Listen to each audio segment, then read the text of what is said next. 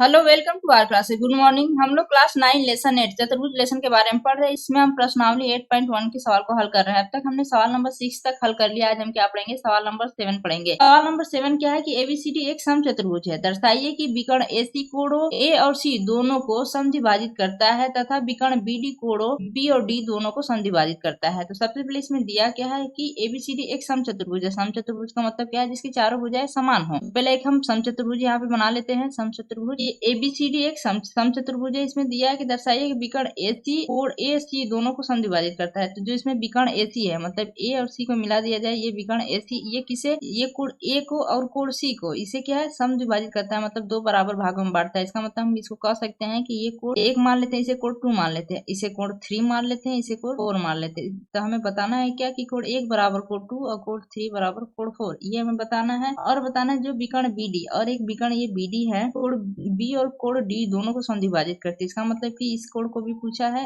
और इस कोण को भी पूछा है। तो इस कोण को मान लेते हैं कोण बी को कोण 5, कोण 6, इसको मान लेते हैं कोण 7, कोण 8। इसका मतलब क्या है? कोण 5 बराबर कोण 6 और कोण 7 बराबर कोण 8। इसको भी दर्शाना है हमें। तो सबसे पहले इसमें लिखते हैं कि क्या दिया है। यहाँ पे लिखते हैं दिया है कि एबीसीडी एक समचतुर्भुज है। जो समचतुर्भुज का मतलब क्या है? इसकी भुजाएं बराबर होंगी चारों। तो हम कह सकते हैं कि ए बी बराबर बी सी बराबर डी डी बराबर एडी या डी, आप कुछ भी कह सकते हैं। सिद्ध करना है कि ये कोण ए और सी दोनों को समद्विभाजित करती है। इसका मतलब हम यहाँ पे कह सकते हैं कि कोण 1 बराबर कोण 2, कोण 3 बराबर कोण 4, इसको सिद्ध करना है। और हमें सिद्ध करना है कोण 5 बराबर कोण 6, कोण 7 बराबर कोण 8, ये हमें सिद्ध करना है। इसका तो उत्पत्ति हम लिखते हैं, त्रिभुज ले लेते हैं। देखिए, जिसमें ये कोण हो कि त्रिभुज ए बी सी व त्रिभुज सी डी ए, ये दो त्रिभुज हम ले लेते हैं। ये दो त्रिभुज का अगर हम सर्वांगसम कर देंगे तो सर्वांगसम त्रिभुज के संगत भाग बराबर होते हैं। तो इसलिए हम कह सकते हैं कि इनके संगत कोण भी बराबर हो जाएंगे। तो हमें वही दिखाना है। तो हम इसमें क्या लेते हैं? त्रिभुज ले लेते हैं। त्रिभुज देखिए, हम इसमें से दो त्रिभुज लेते हैं। त्रिभुज कौन सा लिया हमने? पहले ए बी सी, ये त्रिभुज यहाँ से काट के निकाल दिया ए बी सी, और यहाँ से त्रिभुज सी डी ए,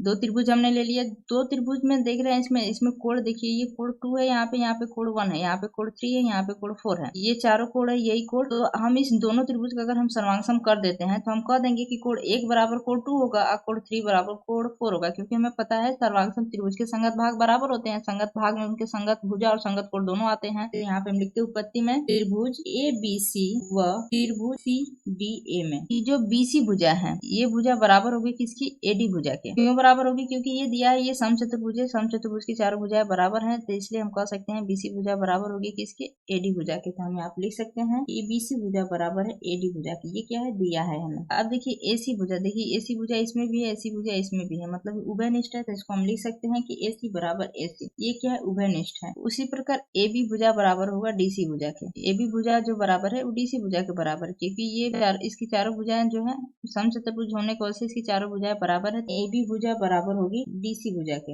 इसको हम क्या कह सकते हैं? भुजा भुजा भुजा, मतलब कि साइड साइड साइड नियम से त्रिभुज सर्वांगसम हो गया। तो इसको हम लिख सकते हैं साइड साइड साइड, मतलब ट्रिपल यस नियम से त्रिभुज ए बी सी सर्वांगसम त्रिभुज सी डी ए। अब ये जब त्रिभुज सर्वांगसम हो गए तो हम कह सकते हैं कि कोण 1 बराबर कोण 2, हम कह सकते हैं ना, कोण 1 बराबर कोण 2 कह सकते हैं, क्योंकि सर्वांगसम त्रिभुज के संगत भाग बराबर होते हैं। किससे आया? सीपीसीटी से। हम यहाँ पे लिख सकते हैं कोण 1 बराबर कोण 2, उसी प्रकार कोण 3 बराबर कोण 4। ये कैसे आया? ये सीपीसीटी से आया। अब जब ये दोनों कोण बराबर हो गए तो इसका मतलब हम कह सकते हैं कि जो विकर्ण एसी है ये कोण ए को तथा कोण सी को समद्विभाजित करती है। हम लिख सकते हैं यहाँ पे, अतः विकर्ण एसी कोण ए तथा कोण सी को समद्विभाजित करती है। उसी प्रकार हम क्या करेंगे कि ये दोनों त्रिभुज ले लेंगे, त्रिभुज डीएबी, और इसी प्रकार हम लेते हैं त्रिभुज डीएबी, ये डीएबी व त्रिभुज बीसीडी में। अब ये दो त्रिभुज हो गए, तो इसमें हम कह सकते हैं एडी भुजा बराबर होगी किसके?